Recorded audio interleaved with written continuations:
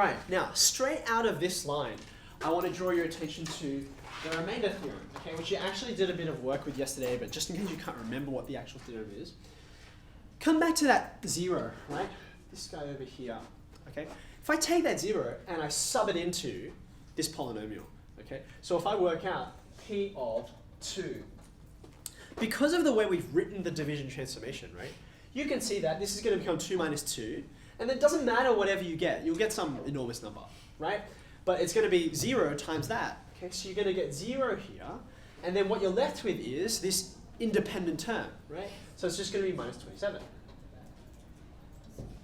So in other words, okay, when you take this 0 of the divisor, okay, and you sub it into your original polynomial, what you end up with is the remainder.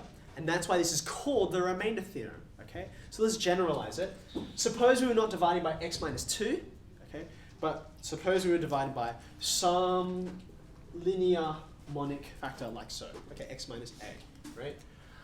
Therefore, in such cases, if I take the 0, right, and sub it in, that's going to be equal to r, right? Namely, the remainder when your original polynomial is divided by whatever that factor was. Okay, make sense? Now, if this is the remainder theorem,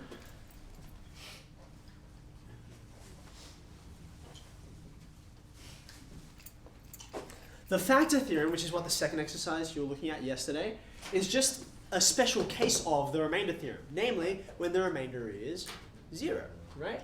Okay, so if I'm taking this and I'm saying, well, okay, what's the factor theorem?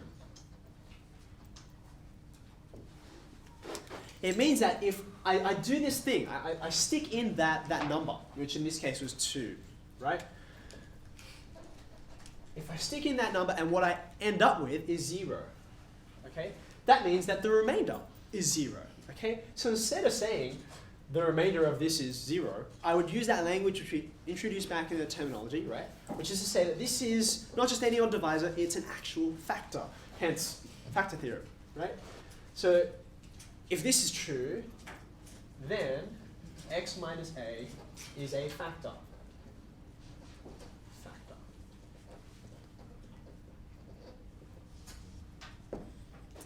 Okay, so you've actually already done a whole bunch of exercises with this, okay? But just to give a trivial example, right?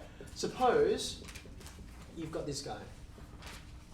Now, I know you can factorize it already. That's kind of my point in choosing it. But because you can see, if I take something like, say, p of minus 2, okay? That's going to be 4 plus 5 times minus 2 plus 6, which is 10, minus 10, which is 0, okay? So this is the way that you would go about solving, well, actually factorizing first, and then going ahead and solving a polynomial, okay? Since p of minus 2 is 0, therefore, and you don't have to write this, but I'm just going to try and make the connection, okay? By the factor theorem,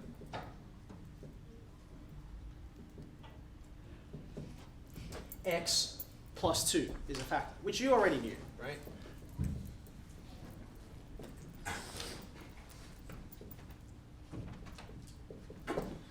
Okay, now, once you know that you've got a factor, then you can divide through and you can get the rest of the factors. Okay, I know in this case you don't need to, but if it's a cubic, then it's a little more helpful because there's no formula there that's going to get all the factors out in a nice, quick way.